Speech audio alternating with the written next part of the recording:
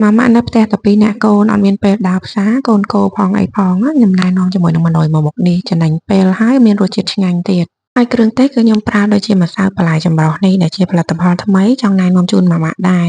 ដែលសម្បូរទៅដោយវីតាមីន A វីតាមីន C សម្រួលដល់អាការៈក្តៀនជួយដល់ប្រព័ន្ធរំលាយអាហារជួយប្រព័ន្ធភាពស៊ាំឲ្យកាន់តែរឹងមាំពិសេសនោះសម្រាប់កូនដែលរើសអត់ចូលចិត្តញ៉ាំបន្លែដោយសារនៅក្នុងនោះមានបន្លែដល់ទៅ5មុខមានល្ពៅដលងជ្វាការ៉ុតស្ពៃក្តៅហើយនិងស្ពៃពុយលែងសម្រាប់ឲ្យក្លិនវិញគឺឈ្ងុយអត់កពុលទេណាបងផ្នែកសាច់គឺខ្ញុំប្រើម្សៅត្រីល្អិតដែលសម្បូរទៅដោយជាតិកាល់ស្យូមហើយចំពោះផ្នែកកគឺខ្ញុំប្រើស្រូវសឡៃប្រភេទ Instant Baby Oat នេះដើម្បីចំណេញពេលក្នុងការចម្អិននិងបន្ថែមជាមួយនឹងប្រេងល្ងដែរដើម្បីឲ្យបបរកូនមានក្លិនឈ្ងុយចំពោះរបៀបចម្អិនគឺខ្ញុំដាក់ទឹកដាក់ស្រូវសឡៃចម្អិនមុនប្រហែលជា2ទៅ3នាទីទើបខ្ញុំកូរម្សៅបន្លែនេះចំនួន1ស្លាបព្រាកាហ្វេ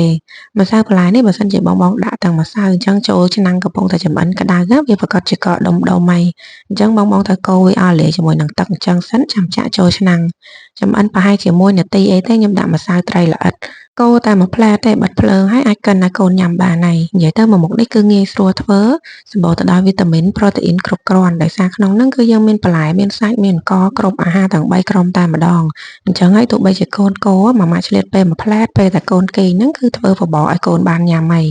ទោះបីជាកិនបបរឲ្យកូនណាក៏អត់ប្រើពេលយូរដែរដោយសារសាច់ស្រូវសឡៃគឺរាងម៉ត់ស្រាប់ហើយចុងក្រោយគឺបន្ថែមជាមួយនឹងប្រេងល្ង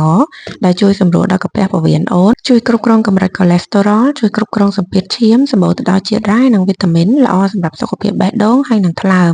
អញ្ចឹងហើយបើសិនជាបងចង់បានគ្រឿងទេសដោយដែលខ្ញុំប្រើនៅក្នុងម៉ឺនុយនេះឬក៏គ្រឿងទេសនិងសម្ភារៈផ្សេងសម្រាប់អូនចាប់ពីអាយុ6ខែឡើង